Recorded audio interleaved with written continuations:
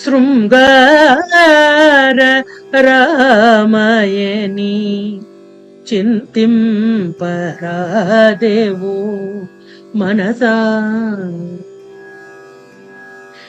శ్రీరామ జయ రామ శృంగార రామయని చింతింపరాదేవో మనసా. తళుకు చేకులమూతు పెట్టు కౌసల్యమును తపమేమి చేసెను తెలియ. ఆ తళుకు వెలుకులతో ఉన్నటువంటి ఆ చక్కటి బుగ్గలను ముద్దు పెట్టుకునేటువంటి అదృష్టము కౌసల్యకు వచ్చింది. ఎటువంటి తపస్సు చేసిందో కదా కౌసల్యాదేవి అని.